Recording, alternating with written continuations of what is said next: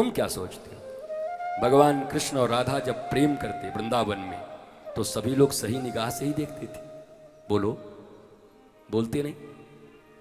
बोलो ना। यहां तक कि राधा रानी का विवाह भी हुआ है अभिमन्यु नामक गोप से। इसलिए बार बार कहता हूं कि मनुष्य के रूप में इनकी लीला को मत देखना। भगवान अपिता रात्रि शरदोत्फुल्ल मल्लिका विक्षरंतुम मनश्चक्रे योग माया मुपास्य। ये लीला नंद के लाला और देवकी के लाला की नहीं है, ये सबके बाप की लीला चल रही है।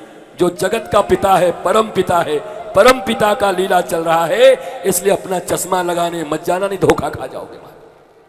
भीड़ का चश्मा मत लगा लेना,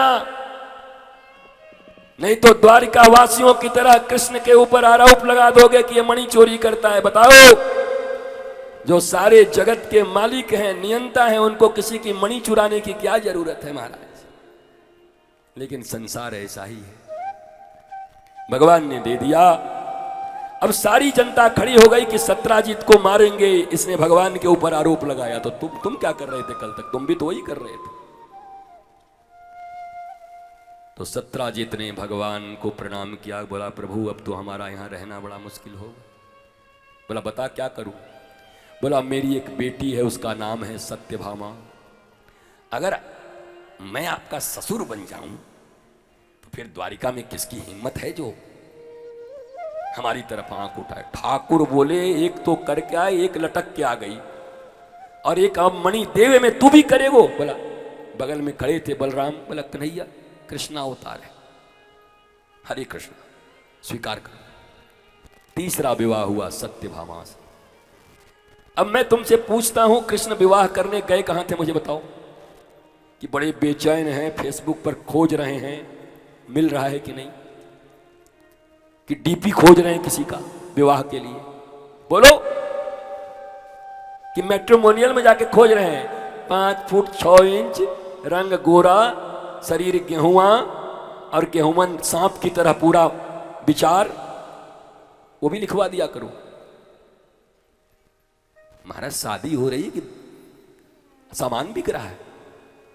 देखते हो क्या लिखा रहता है? Slim smart. क्या पागल हो गए हो?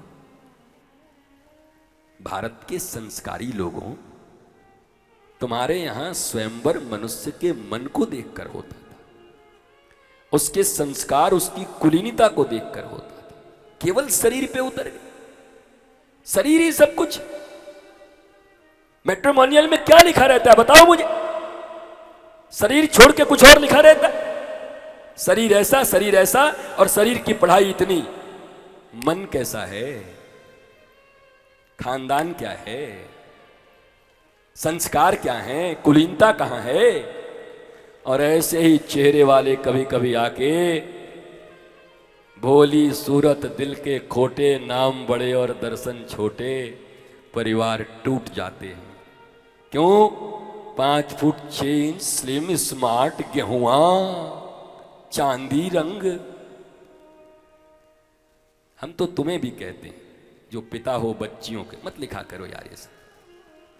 बेटी बेच रहे हो क्या? विद्या और बेटी को बेचते नहीं है। हमारे गुरु ने हमारे मस्तक पर हाथ रख करके बोला, चैतन्य महाप्रभु ने कहा कि विद्या कौन है? विद्या बधू की तरह है, उसको बेचते नहीं है।